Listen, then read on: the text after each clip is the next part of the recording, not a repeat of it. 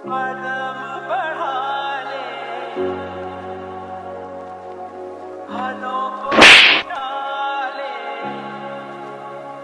রে, তুই আমার থাপ্পড় মারলি কেন? থাপ্পড় মারমু না কি করবো? 626 নাম্বার এটা কার? হয়, এটা তো আমার নাম্বার। কি হয়েছে? 626 নাম্বার তোর। তাহলে তোকে আমি চুমা দিব, থাপ্পড় দিব না কি করব?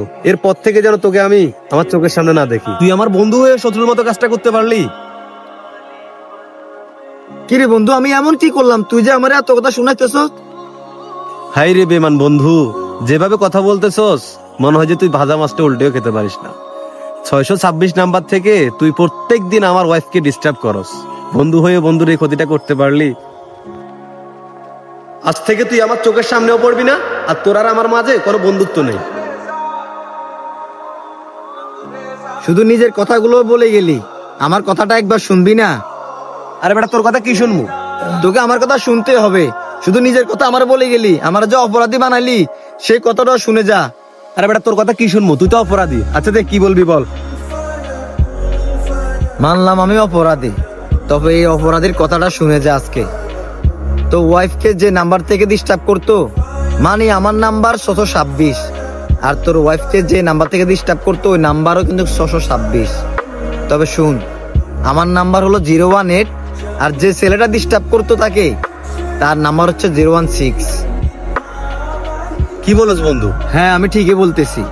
তাহলে শুন, ভাবি তোকে বলার আগে আমার সাথে দেখা হয় বাজারে, আর আমাকে ভাবি আমার নাম্বার মনে করে আমাকে জিজ্ঞেস করে যে এই নাম্বারটা কি তোমার 626? আমি বললাম হ্যাঁ ভাবি। ভাই বলে এই নাম্বার থেকে আমাকে ডিস্টার্ব করে। আমি বললাম দেখি আমার নাম্বারটা আমাকে দেখান।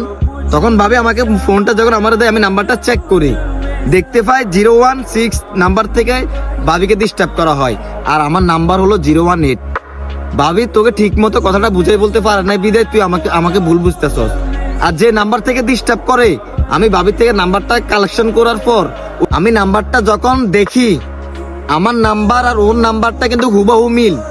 যখন ভাবি কথাটা বলার পর আমার মনে যখন কষ্ট পেলাম, তখন আমি নাম্বারটা মিলিয়ে দেখলাম আমার নাম্বার 018, আর যে নাম্বার থেকে ডিস্টার্ব করে ভাবিরে ওই নাম্বারটা হচ্ছে 016, কিন্তু লাস্টে 626, আমারটা কিন্তু 626।